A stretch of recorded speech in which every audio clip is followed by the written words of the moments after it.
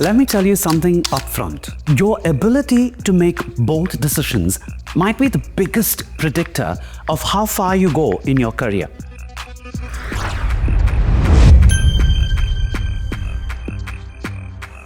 I've coached leaders at all levels, from mid-level managers to C-suite executives, and I've seen one common roadblock: overthinking, or what we know as analysis paralysis. They know what they need to do, but fear uncertainty, or trying to please everyone, and that stops them from moving forward.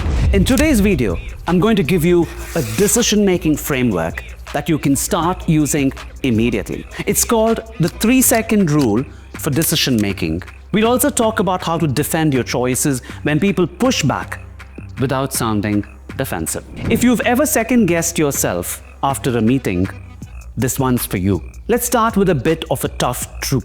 Most people don't struggle with decision-making. They struggle with permission-seeking. They wait for someone to approve, validate, or reassure them before they even act. And that delay is costly. Here's what happens when you don't make clear decisions. Your team gets confused. You lose credibility. You waste time on debates instead of direction. And the worst of all, your confidence slowly erodes. Bold decision-making is a trainable skill, and it starts with a powerful but simple habit I call the 3-second rule. Here's how the 3-second rule works. Next time you're in a meeting, or on a call, or even facing a personal crossroad, I want you to remember these 3 steps. 1. Decide within 3 seconds. Don't spend 10 minutes wondering what to say or do. Go with the best available option based on what you know right now. Ask yourself, what would a leader do in this moment? And decide fast. 2.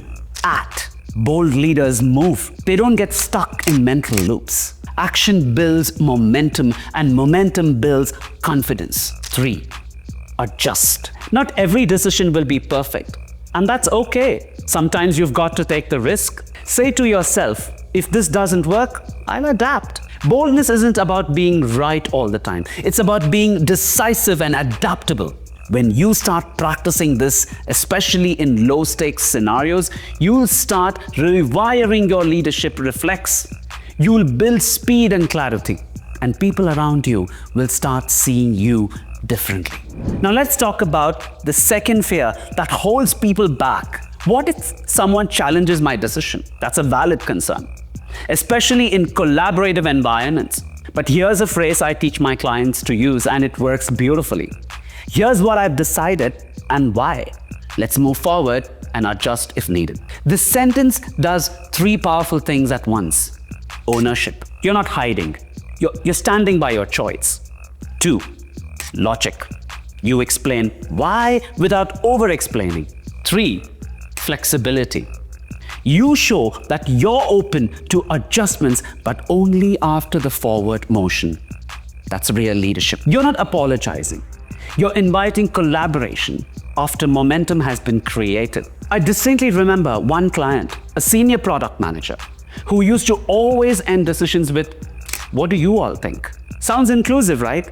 But it was actually a confidence leak. Once she switched to, "Here's what I've decided and why I'm open to revisiting if needed," she started getting more respect and faster team buy-in. Let's be clear, indecision is a decision in itself, and it often comes with higher costs than a wrong move. And here's the irony: people respect clarity more than perfection. So don't obsess over making the perfect choice. Focus on making a clear, timely one. That's what real leaders do. Decision-making is a signal. It tells people, I trust myself, I trust this process, and I'm ready to course-correct if needed. Let me leave you with this.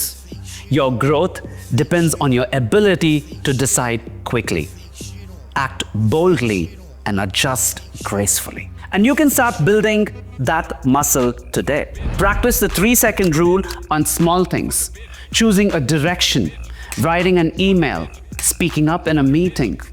Use the phrase, "Here's what I've decided and why. Let's move forward and adjust if needed." And remember, leaders decide, doubters delay. Now, I want to hear from you. What's the one area where you tend to second guess yourself the most?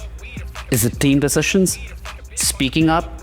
Saying no to someone? Drop it in the comments, because I'll be covering these exact topics in future videos.